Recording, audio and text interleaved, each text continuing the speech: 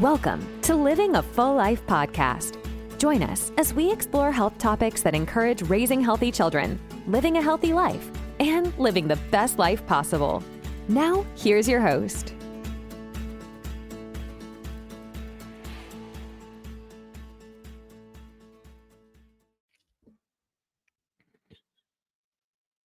Welcome to another episode of Living a Full Life. I am Dr. Enrico Dolcecore. Thanks for joining us this week. This week's podcast is all about probiotics and the gut biome. There's a lot of misconception about the gut biome and probiotics, and we as a culture forget about them. We'll get on this whole probiotic thing because we listen to something on the radio, and then we forget about it for a long period of time. And there's another misconception thinking that probiotics are needed every single day. But understanding what probiotics are is going to give you a better rule of thumb, per se, on how to use them in your life. And I think we're in a gut epidemic of real poor gut health for most Americans, most people. And that's what leads to indigestion, stomach pain, bloating, constipation, going to the bathroom too frequently, irregular stool.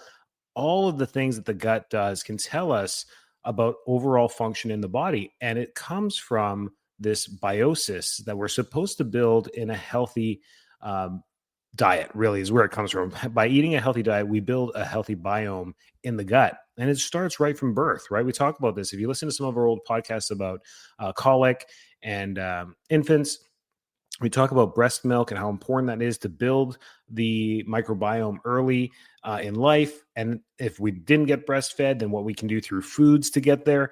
And really the processed food epidemic we're in, the pandemic, I should call it. I mean, it's absolutely horrible. We mainly eat processed foods. We just don't get the biome buildup that we need to. So understanding how probiotics work and breaking down prebiotics and even postbiotics can really help us build our gut in a healthy way and also relieve a lot of symptoms. This is the solution for a lot of people, along with a revamp of the diet, can really help rebuild gut health, which can eliminate a lot of the gut issues that are out there. That's the whole point of this podcast. So let's dive into what probiotics really are and simply gloss over the biome. There's a couple podcasts from last season about the gut biome where we dive right into it. And maybe we'll do another one again, but let's talk about probiotics. That's what today is all about. So the definition of a probiotic is having a live bacterial benefit from whatever we take. It usually comes in pill form or powder form, but it's a live beneficial bacteria that you introduce orally into the gut to help the good flora continue to flourish in our gut. There's different strains of probiotics. So you always want to mix and match what you take. So if you've been taking one type of brand and you take it every day and you've been taking it for months or years, it's pretty much maxed out its capacity in your gut. You probably have enough of those bacteria because you've been doing it so frequently. So like lactobacillus, bifidobacterium, Saccharomyces, all these other good flora that are in there, there's tons of them. We want to cycle through them. So we want to have 10 billion, 50 billion cultures that we cycle. So once you buy a bottle and you finish it, you take a little bit of a break so the flora can die off, the overgrowth of flora can die off, and then you cycle a new probiotic. And you kind of do this quarterly, maybe. Let's say it takes you 2 months to finish a bottle of probiotics or a powder of probiotics. Then you'd stay off of it for 2 months and then cycle through another one, a new one, and introduce that to the gut. And being sensitive to it is a normal thing. So some probiotics you'll react better to, and other ones you'll feel bloated or you'll feel some symptoms from that. You probably don't want to continue the ones that give you symptoms, but you do want to write down what was in that one that you bought that created symptoms in you, because it may be a link to an overgrowth of that particular one or a conflict of interest of how bacteria work together in a symbiosis. So it's a very complex understanding of the gut, and we still haven't really scratched the surface about the gut biome. But a lot of health science is going towards the gut because understanding it more is going to uncover a lot of the future biotech that we get and future even medicine and helping people in the future is going to come from the gut. And we're on the surface scratching and understanding this. So playing with the probiotics can be an insight on how your gut's actually functioning. The difference between probiotics, prebiotics, and postbiotics, I think there's a lot of confusion about that. Probiotics are something you just take regularly, like a supplement.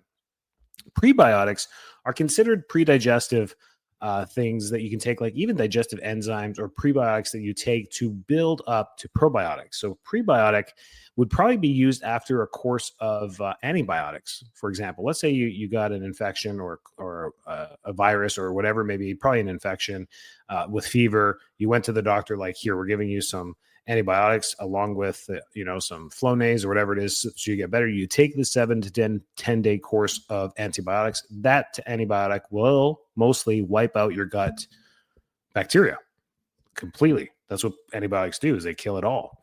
So then you're depleted with a very scarce microbiome. This is where you want to bring in a prebiotic to help nurture more flora to come back in instead of diving right back into a probiotic.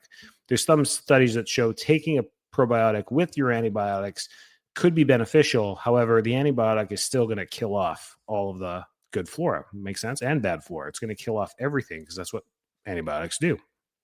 So that's that. And then postbiotics are after, usually after meal or a cycle after a probiotic cycle of 2-3 months. You would take a postbiotic to help again with the flora and overgrowth of the bacteria that you're building in there. Remember, when you introduce 50 billion cultures and you take that every day to help supplement your diet, you're going to build up the flora, which is good. But then we can get to what's called an overgrowth. Once we get to an overgrowth of certain bacteria in the body, it can create waste and gas and other products that come off of it as well.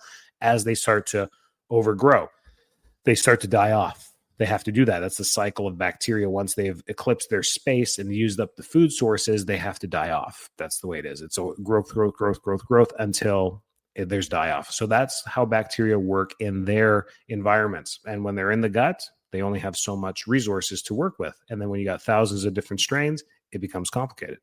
Kind of like the world we live in. Thousands of different species living on Earth in harmony, right? That's the whole point of the gut as well.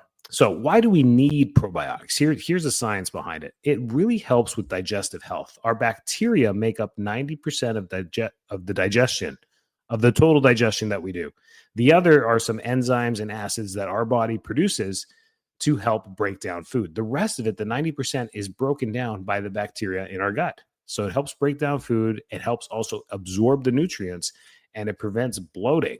So having a good flora will actually show up with people that have less symptoms of bloating or report less symptoms of bloating after any meals. Bloating typically means a dysbiosis in that biome, for sure. Bloating is probably the most obvious symptom. If you eat any meal and you bloat, it's because the bacteria are just not right. So digestive health is the big player with the probiotics, and then immune system support as well. 70% of immune function is in the gut. We forget about that. Our gut pretty much guides our immunity, and a healthy gut leads to a healthy immune system as well. So the flora that plays a role in the gut also plays a role in our immune support. So really important how those two things dive together. So that's why when we're not feeling well, our appetite is cut as well. It's connected to the gut. We just don't want to eat because we're trying to recover. It's the connection between the immune system. The immune system then switches over to killing whatever bacteria or viruses are in the body during that time of being sick and symptoms, and then returns back to gut focus after we're healthy. So that's where loss of appetite comes into play with our immunity. Mood and mental health as well. The gut-brain connection is very, very real. Neurotransmitters like serotonin are based off of gut activity. So that's where we have like sugar cravings or food, and food makes us happy and all those good things. It makes me happy. And that's because of the serotonin release there as well. So those are the things that are connected between the brain and the gut and the immunity, and the gut itself for digestion.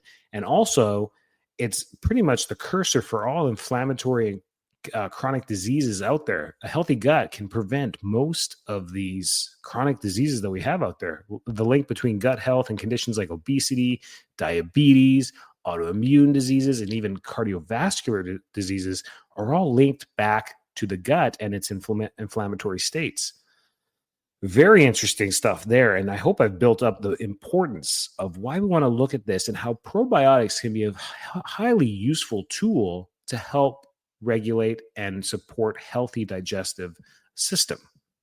So the gut biome, we don't want to dive into a whole 40-minute podcast about the biome. We have that. Let's just kind of go into it. You know what? It's a diverse ecosystem. That's really what it is, of bacteria inside of the intestines, with all of them playing different roles. Some bacteria actually are sustained in the gut that could poison you in high consumption, like E. coli. E. coli is prevalent in the gut, in the intestine, and it's there for a reason. The E. coli actually lives off of some of the waste byproducts of other bacteria. It's crazy how they all work together. So they actually take the waste products and then make other gas products from that as well. Usually certain gases or methane and some other things that are made from the waste products of bacteria in there. But they play a role in breaking down other waste products from other bacteria. It's an amazing diversity that's in our guts. So diet, lifestyle, and antibiotics play a big gut role here. So our lifestyle and how active we are definitely supports the gut. And then our cycles of antibiotics also play a huge role. Having a pediatric health history plays a big role, even for you as an adult, to look back and understand what your pediatric health history was all about. Were you breastfed? Were you bottle fed? Were you cesarean section born? Were you naturally born? Which way was your gut built in those first few months of your life? It plays a big role. Then, how did you cycle through antibiotics in your life? If you're an 80s kid like me, I mean, every ear infection, everything there was antibiotics all the time. The banana flavored antibiotic, all the amoxicillin, all the time. The thing was like, oh, okay, banana, it tastes like banana. And that wrecks your gut. It definitely wrecks it. And did my parents do probiotics at the time? No. I think my saving grace in my household was having immigrant parents who made home-cooked meals 95% of the time. We never ate out. We never had fast food. Never went through a fast food chain at all. Never did anything. If we did go out to celebrate a birthday, it'd be a restaurant, an Italian restaurant or a Chinese restaurant or something that we all enjoyed as a family. Otherwise, we cooked at home. That was probably the saving grace for that, because we ate a lot of veggies. We ate a Mediterranean diet, which helped with the probiotics. We had sauerkraut. We had pickles. We had the stuff that gave us the bacteria, I think, in my theory, because otherwise I have no idea how my family and my relatives lived for so long. I have nothing to tell you. I have no idea how they all lived to 100 and above. I have no clue on my dad's side. Even my Greek side, they have aunts and uncles that are approaching 100. And they're on like no meds. Like, it's unbelievable. And I've been studying it and trying to understand it, but diet plays a huge role in this. So we need to understand the importance of microbial diversity and why probiotic can play that role. Because of the complexity of the gut, this is why a probiotic makes life so simple. That's why we need it, is because at least we're doing something to cultivate the biosis in our gut. At least we do something. So if you've forgotten about your probiotic for the last, year or two, go get one. Anyone. Just start with something and just listen to how you feel. Yes, it could be normal to have a side effect to it, like bloating or discomfort, or that probably not the best probiotic for you.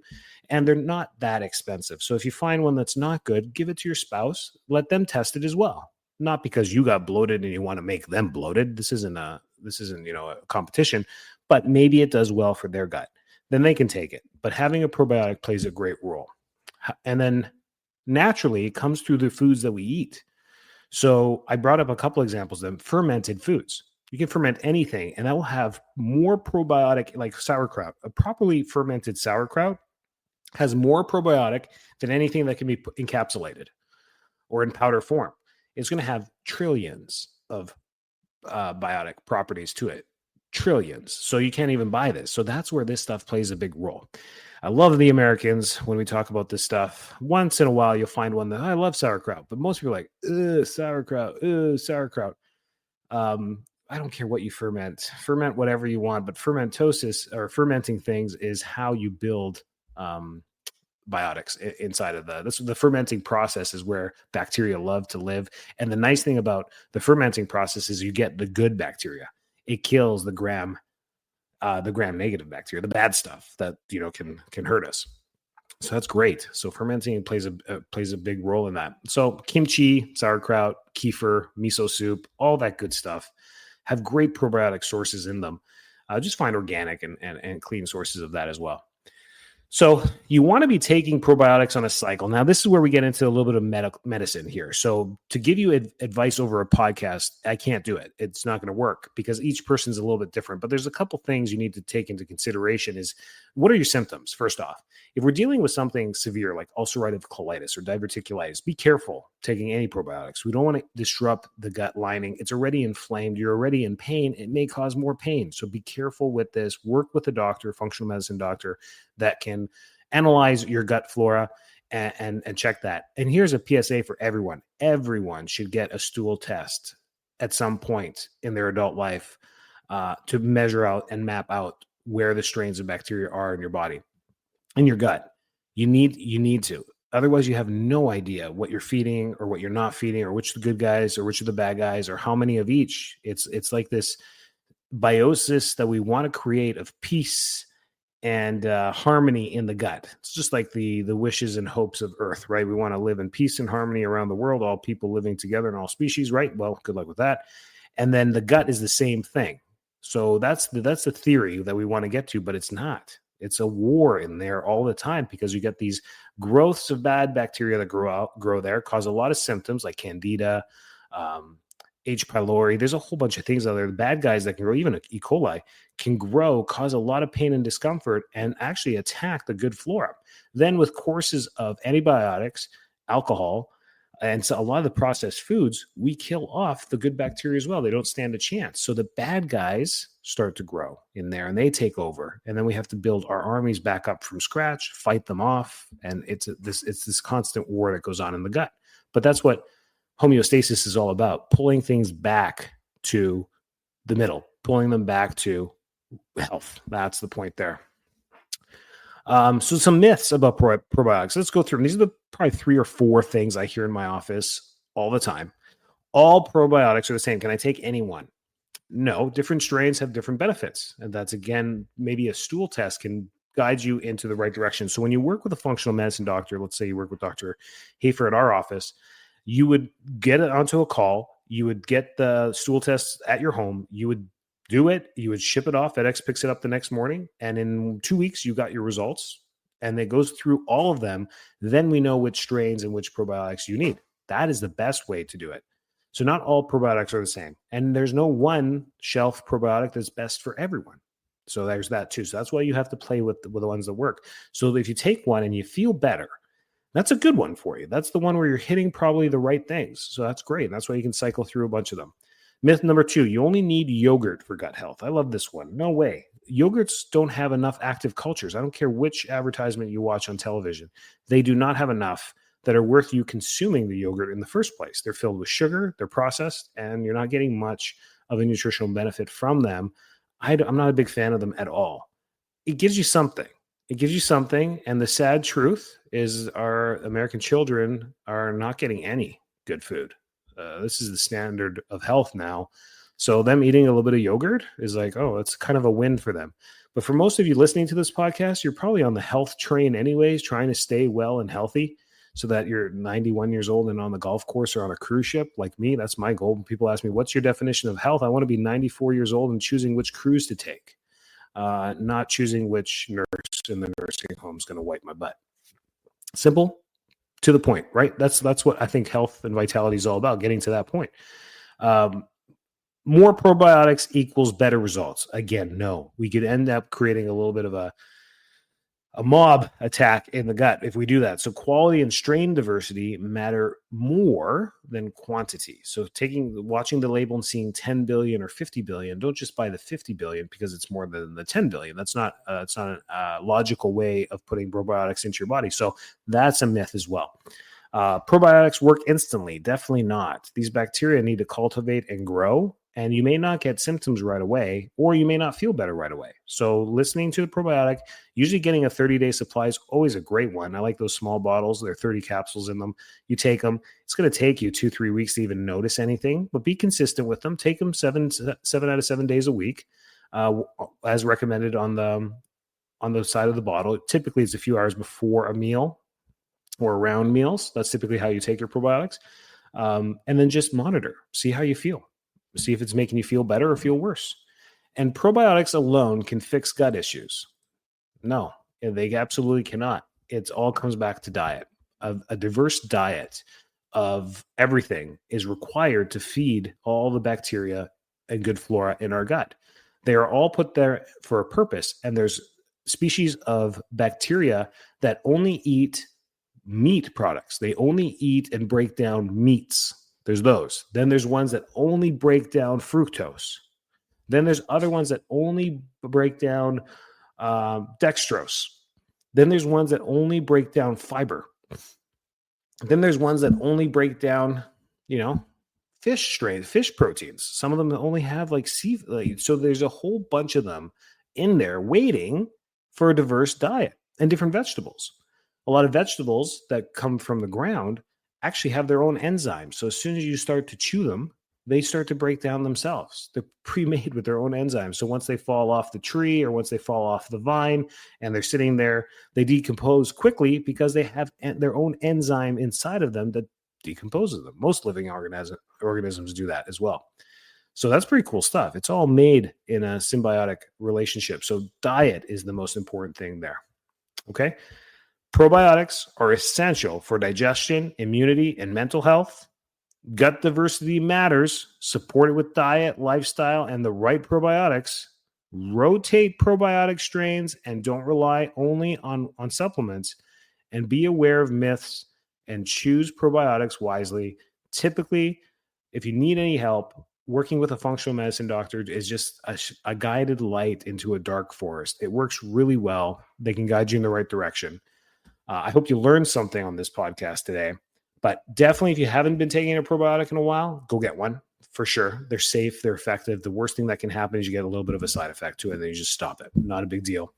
Go get one. It helps with your digestive flora. It helps with digestion. It helps with mood. It helps with everything, as we talked about in this podcast. Stay well, stay healthy, and take care. Thanks so much for tuning into this episode of Living a Full Life podcast. If you're enjoying the show, please feel free to rate, subscribe, and leave a review wherever you listen to your podcasts. That helps others find the show, and we greatly appreciate it. Thanks again for tuning in, and we'll catch you in the next episode.